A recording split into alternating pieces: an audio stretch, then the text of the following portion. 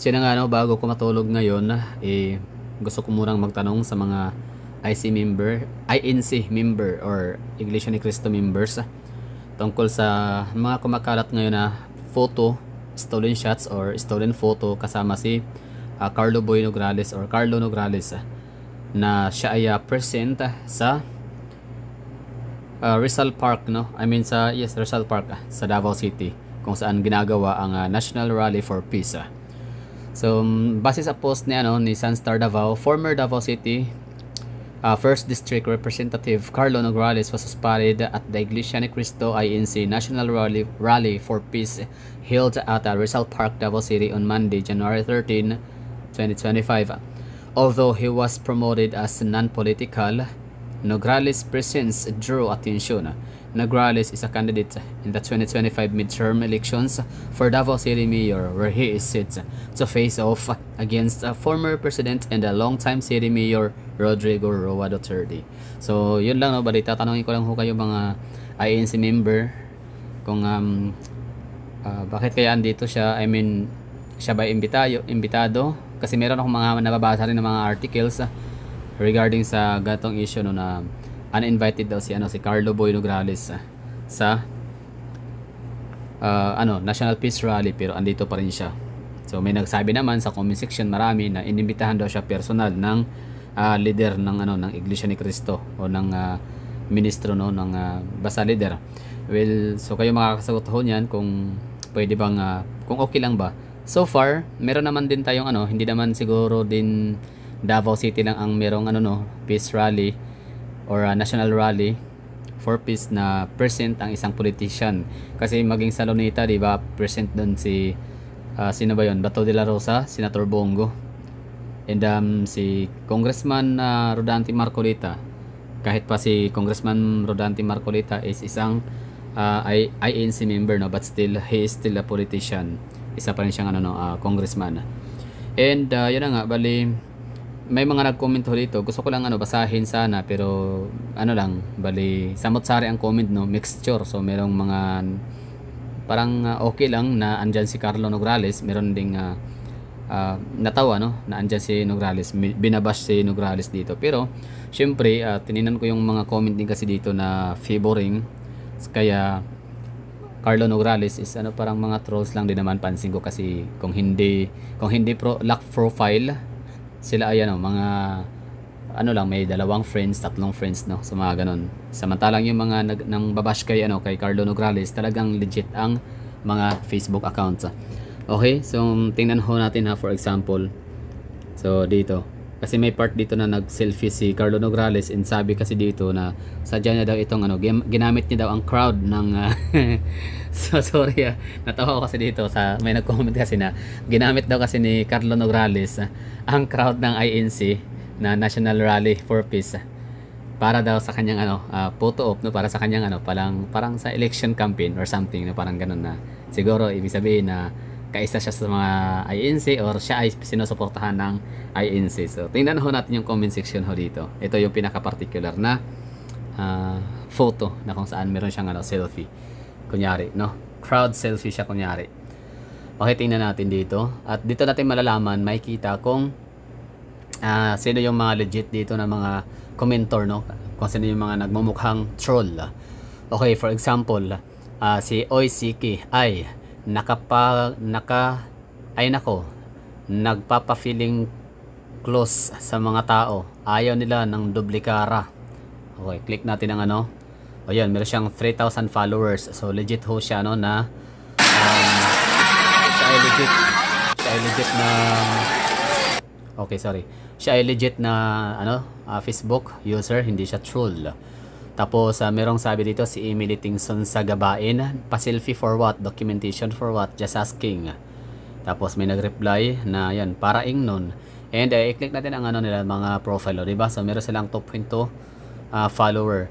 So dito kasi sa Facebook page, hindi naman kasi natin talaga masasabi na no, kasi maaring may mga trolls talaga. So sa mga nanonood dyan ngayon na nakikinig, well, maliit lang. Meron akong platform sa YouTube, pero maliit lang, no? So maliit lang yung following ho natin. Meron lang ho tayong 20,000 subscribers. So ibig sabihin, kung may mga troll farms man itong Tambaloslos with Tambalalays, no? So Tambaloslos si ano yan na Martin Romualdez, tapos yung mga congressman naman na pasahod, mga utosan ni Martin Romualdez, tinatawag naman nating Tambalalays, di ba? Yung mga ano himod puwet ni Tambaloslos ay ang tawag natin ay Tambalalays. Okay, so first proceed tayo kay ano kay Aisha Fuentes katakutan, sabi niya nag-selfie pero ang mga tao wag gyud in taon na nagad Duterte pa na sus apil sa selfie dagko pa nagngisi nga maapil. Okay, so parang puro lahat yata ano dito Duterte. Wala namang dapat ipagbabatikos. Ayun, ito na. So ito mayroong isa dito na nagkomento na parang in favor siya kay Carlo Nograles. Wala namang dapat ipagbatikos kay Carlo Nograles sa pagdalo niya sa isang pagtitipon. Hindi rin naman natin masisisi ang pag-iimbita sa kanya sapagkat isa itong magandang halimbawa para sa ating mamamayan, no? Na dapat sa serbisyo lang magkaaway at hindi totoong buhay. Sa totoong buhay. Kaya suportado rin ako sa iyo, Carlo Nograles. So 'di ba? So parang napaka ano naman, no, napaka sweet naman itong si Maria Tessa kay Carlo Nograles. So i-check daw natin kung legit ba siya. Charang 3. Meron siyang 3 friends. So 'di ba, sana all ang kanyang friends, ayan, no. So sino kaya itong mga friends niya? Tingnan natin. Lock profile. Ayan, lock profile ulit.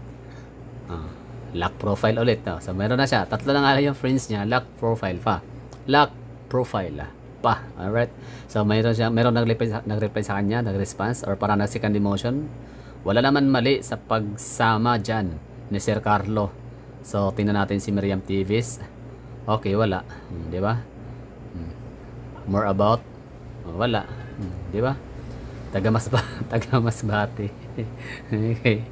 Okay, so ayan, saludo Carlos. Nasabi ni Hannah Paclib. Grabe talaga, no? Lock profile. Alright. So, iginagalang niya ang mga INC, sabi ni Sasha Cruz. Di ba?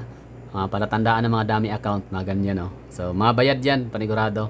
Magkano kayo sa ano, sana all? Uy, recruit niyo ako. Kailangan kong sumahod din. Well, sabi ni Doc Santos, ang sabi ni Doc Santos ay suportahan si Carlo Nograles. Ayan, lock profile, taga Cebu. paano niyo suportahan si Carlo Nograles? Mga Cebuano kayo. I mean, taga Cebu kayo. Hindi kayo makaboto ng mayoralty position sa Davao. Kasi wala nasa Cebu kayo, no? So, sabi ni Lance Robles, respeto lang talaga pinairal niya. Ayun, meron siyang one friend. So, di ba? Wala namang masama sa pagdalo ni Carlo Nograles sa pag-imbita sa kanya. Isang malaking respeto lamang ito sa taong gusto siyang makasama o mahita sa isang pagsasalo. Salot pa rin ako sa iyo, Carlo Nograles, sapagkat dumalo ka at binigyan mo pa rin ng respeto ang pag-imbita sa iyo. Okay, so check natin si wala nga, 'di ba? Kasi lock profile. Miriam Tivis, ganun din, paulit-ulit. Ano nga talaga 'tong mga bayad?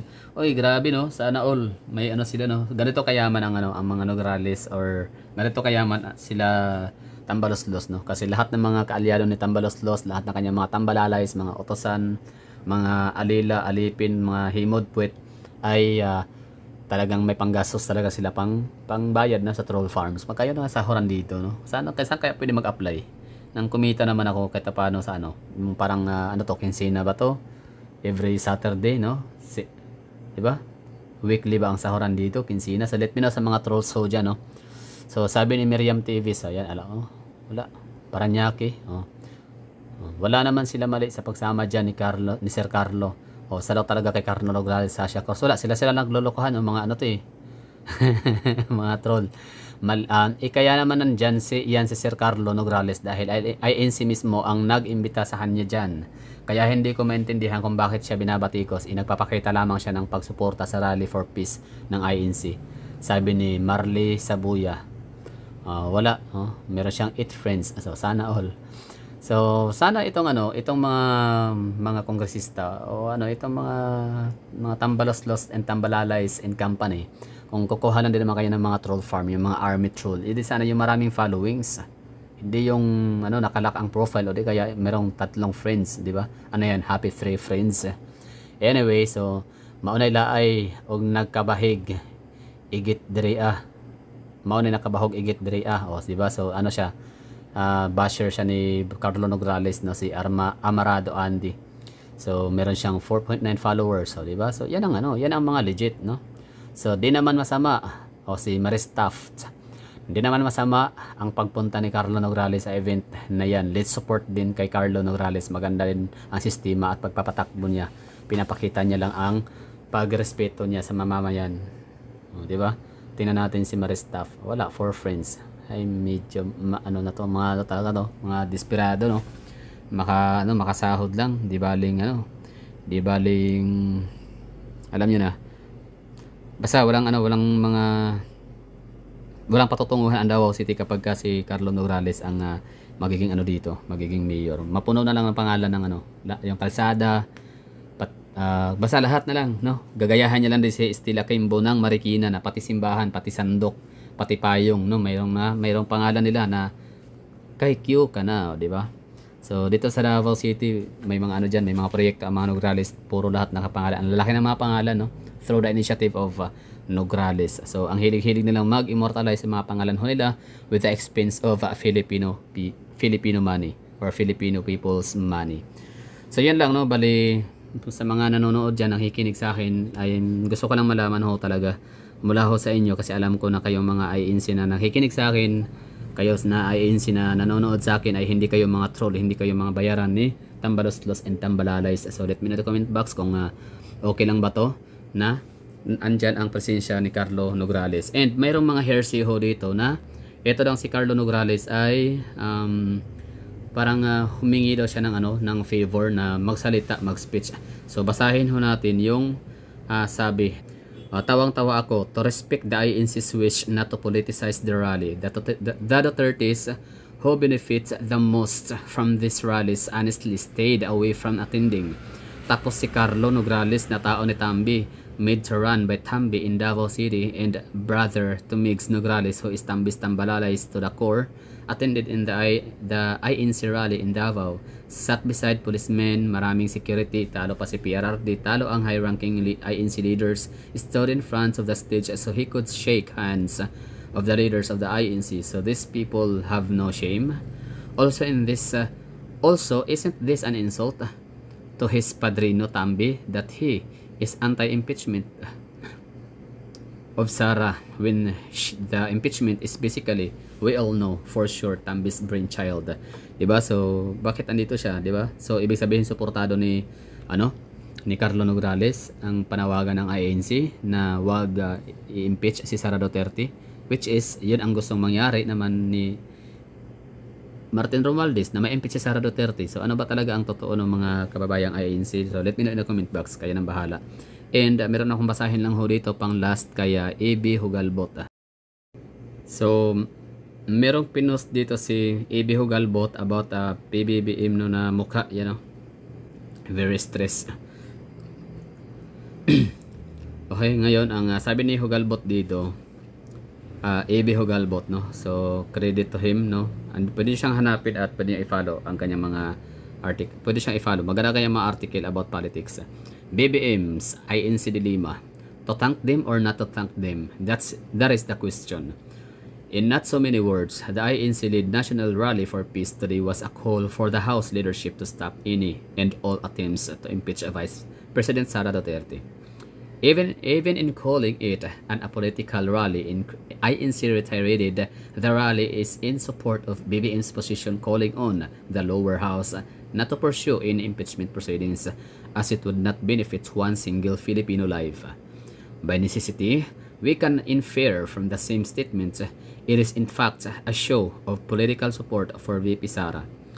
Because again, the ultimate beneficiary for a no impeachment call is the Vice President alone and no one else, since she is the only one facing what has now grown into 3 impeachment complaints lodged with the Office of the House Secretary General.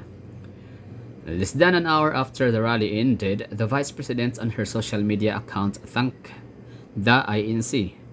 Bongbong Marcos, on the other hand, has not, to my knowledge, issued any statement of gratitude to the Iglesia, even if it is clear As has been repeatedly stated by the INC, they are in full support of his position against any impeachment of the VP in the lower house.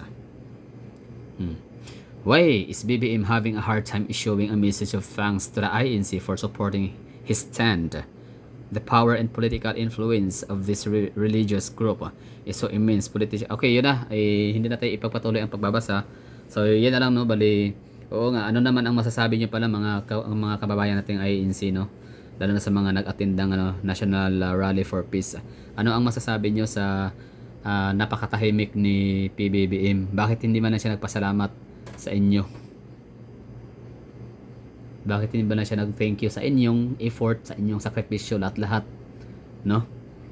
After siyang sinuportahan ng INC, after mag-gather ang millions of INC members all over the Philippines, wala man lang siyang binanggit na pasasalamat sa inyong pagod, hirap, sakripisyo at pagkakaisa, na suportahan siya sa kanyang panawagan na wag nang i-impeach si VP Sara. Bakit si VP Sara Duterte nagpapasalamat, di ba? Bakit si Rodrigo Duterte, di ba, nag-thank you din sila? Anyways, yun lang. Sana ay masagot ho ninyo yung katanungan ko ho dito. So, let me know in the comment box. Thank you and have a good night.